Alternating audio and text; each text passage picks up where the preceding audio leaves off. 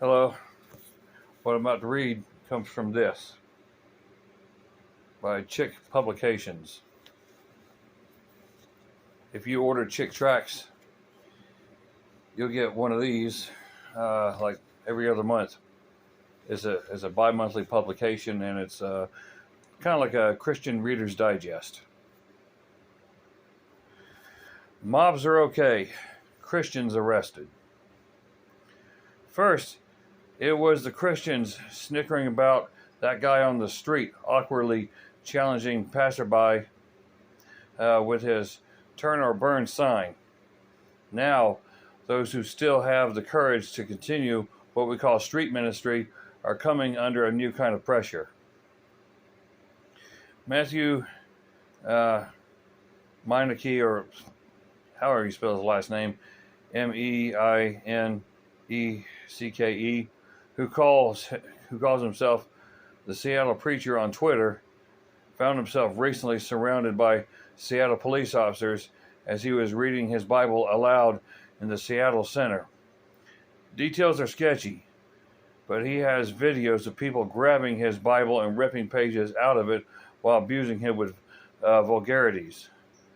One person shouted, "Forget about your imaginary fairy and the blank sky." It doesn't say the cuss word on this thing right here. It says exploitative.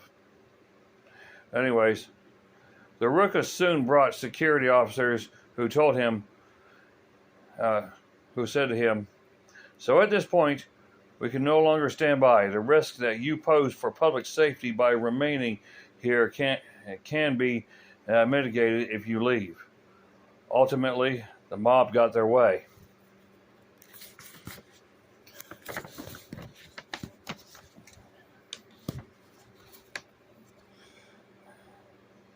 Meineke, I guess is what I'll pronounce his name, was arrested for being a risk to public safety and fingerprinted at the police station before released.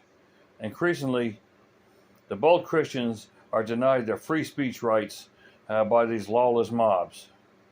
They are able to create such disturbance that even the security people fear them and remove the Christian instead.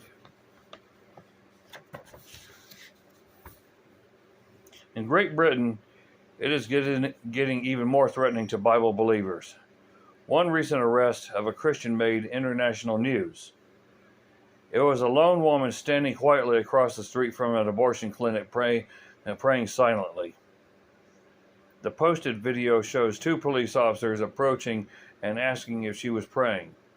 She agreed that she might be praying in her head, quote unquote. National Review reported that the police then searched her and patted down her hair before handcuffing her and escorting her to the station. So what was her offense? It seems that she had violated Public Space Protection Order, is what they call PSPO. This is a new kind of ordinance in the UK that can be applied to limit free speech in a specific geographical area. It allows local authorities to counter unreasonable and persistent behavior that affects the quality of life of its residents. The ordinance fails to specify specific behaviors that violate this law, but some municipalities have used it to combat alcohol use, aggressive solicitations, or public defecation.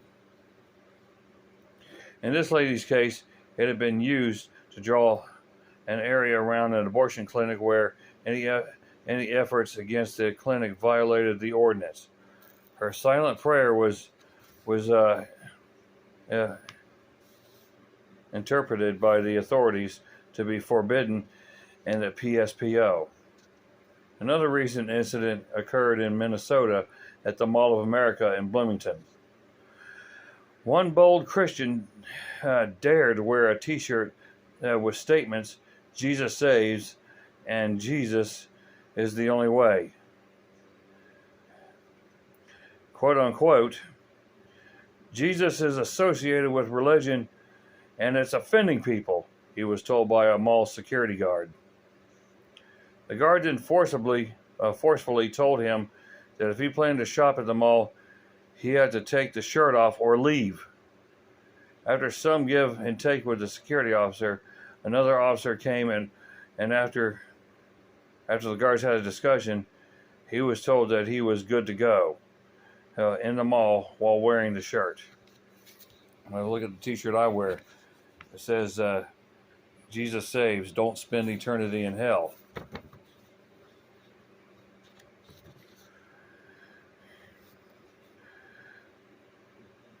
This simply shows how fortunate we are in America to have a history of free speech. But it shows by experiences in other countries that lack that history. We may be in danger of losing it if our culture continues moving in their direction.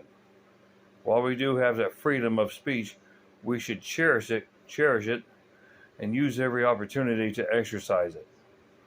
We need to remember that no-nonsense gospel tracts have been a major blessing in bringing the good news of Christ's redemption to those who have not heard about it.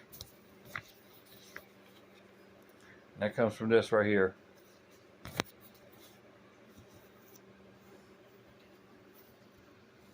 I guess another term for mobs are okay, Christians arrested instead, in a way, is injustice.